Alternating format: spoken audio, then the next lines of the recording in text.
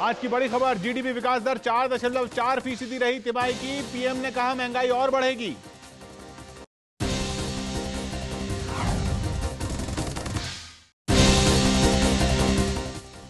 देश में विकास की रफ्तार धीमी पड़ गई है। इस साल की पहली तिमाही में विकास दर 4.4% रही। आज संसद में प्रधानमंत्री ने कहा है कि महंगाई और बढ़ेगी।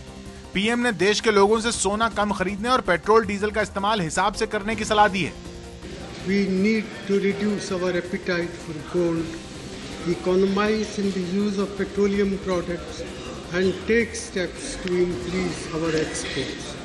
अनिश्चितता जो राष्ट्र भर में व्याप्त है, उसको समाप्त करने का एक तरीका ये है, लोकसभा का चुनाव इसी 2013 में हो जाए।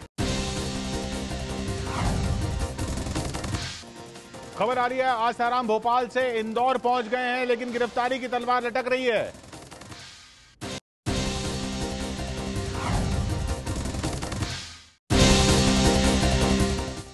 यौन शोषण के आरोपी आसाराम पर गिरफ्तारी की तलवार लटक रही है। ज्यादा मोहलत देने से इनकार कर चुकी जोधपुर पुलिस पूछताछ के लिए भोपाल जा रही है और अगर आसाराम ने बचाव में ठोस सबूत नहीं दिए तो उन्हें गिरफ्तार कर लिया जाएगा। आसाराम आज जोधपुर जाने के लिए भोपाल एयरपोर्ट पहुंचे, लेकिन उनकी फ्लाइट छूट गई। एयरपोर्ट पर समर्थकों ने हंगामा किया। हमने अतिरिक्त समय नहीं देने का निर्णय किया है। अरेस्ट वारंट की इस केस में आवश्यकता नहीं है। अगर आरोप साबित होता है तो वहीं गिरफ्तार कर लिया जाएगा। ये छुट्टा घूम रहा है, उसका बेटा उस बेटी के लिए कह रहा है मेंटली केस है। एनआईए के सूत्र बता रहे हैं कि यासीन भटकल ने अपने कई गुनाह कबूल कर लिए हैं।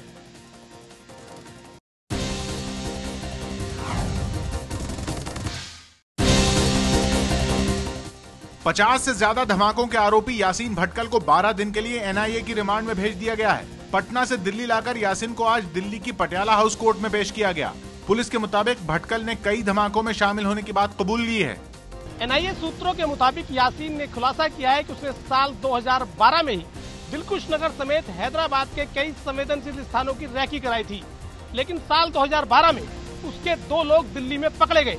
लिहाजा इस बम धमाके को 2013 में अंजाम दिया गया। We really need to look at all the information that is coming out to double check it, and if he points fingers in our neighbors, well, we'll have to reaffirm that and pass it on to our neighbors to show that these modules are working there. उधर भटकल पर राजनीति भी हो रही है। Bihar BJP ने नीतीश पर हमला बोला है।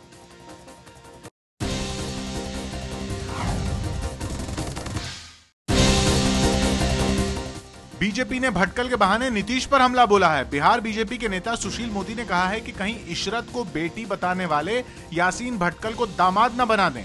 भटकल को कल बिहार से ही गिरफ्तार किया गया था। जेडीयू का कहना है कि साथ में सरकार चला चुकी बीजेपी ओछी राजनीति पर उतर आई है। मैं एक ही बात सोच रहा हूँ कि जिस जगह सुशील मोदी खड़े थे वो धरती फट क्यों नहीं गई। आज से सिर्फ चंद महीना पहले सुशील मोदी लगातार 10 साल तक सिवाय नीतीश कुमार के चेहरा को और उनकी बातों को कहने के अलावा मुझे लगता है कि रात में भी जब सोते होंगे तब भी नीतीश कुमार का माला जप रहे थे।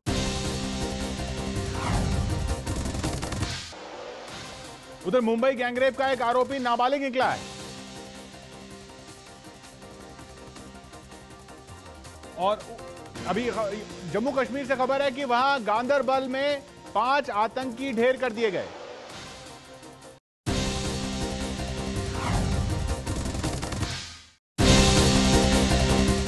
जम्मू कश्मीर के गांदरबल जिले में सुरक्षा बलों ने 5 आतंकियों को मार गिराया। मारे गए आतंकियों में हिजबुल मुजाहिदीन का सेंट्रल कश्मीर कमांडर असदुल्ला भी शामिल है।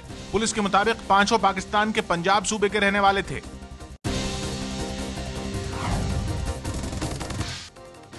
मुंबई गैंगरेप का एक आरोपी नाबालिग निकला है।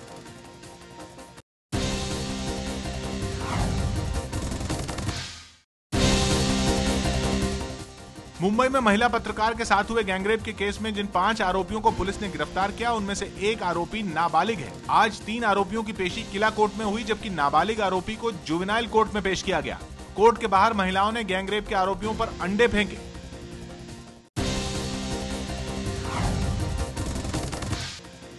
मुंबई मेट्रो अभी सितंबर में शुरू नहीं हो पाएगी।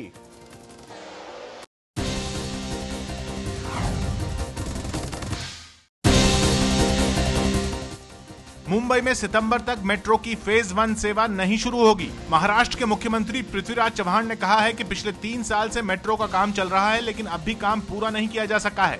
इससे पहले महाराष्ट्र सरकार ने दावा किया था कि सितंबर में मेट्रो की फेज 1 सेवा शुरू कर दी जाएगी।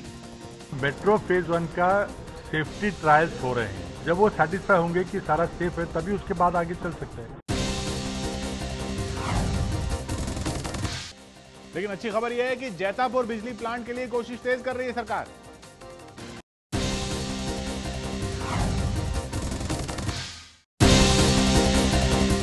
महाराष्ट्र के जैतापुर में पावर प्लांट बनाने को लेकर राज्य सरकार ने कोशिश तेज कर दी है। महाराष्ट्र के उद्योग मंत्री नारायण राणे ने विरोध कर रहे लोगों के साथ बैठक की और ये फैसला लिया गया कि जल्द ही मुख्यमंत्री पृथ्वीराज चव्हाण के साथ भी बैठक होगी। इस बैठक में मुख्यमंत्री, उद्योग मंत्री नारायण राणे के अलावा प्लांट का विरोध कर रहे संगठनों के कुछ नेता भी शामिल होंगे।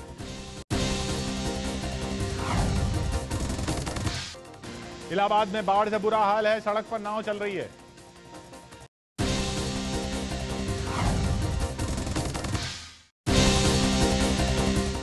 ये तस्वीर इलाहाबाद के निचले इलाकों की है। गंगा और यमुना में आई बाढ़ का पानी घरों में घुस गया है और नाव के सहारे घर की ऊपरी मंजिल पर फंसे लोगों को खाने पीने का सामान पहुंचाया जा रहा है। पानी से घरों में दरारें भी आ गई हैं।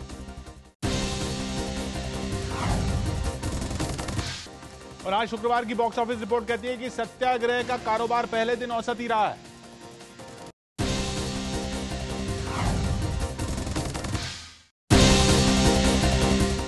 आज रिलीज हुई अमिताभ बच्चन की सत्याग्रह के पहले दिन का कारोबार औसत रहा।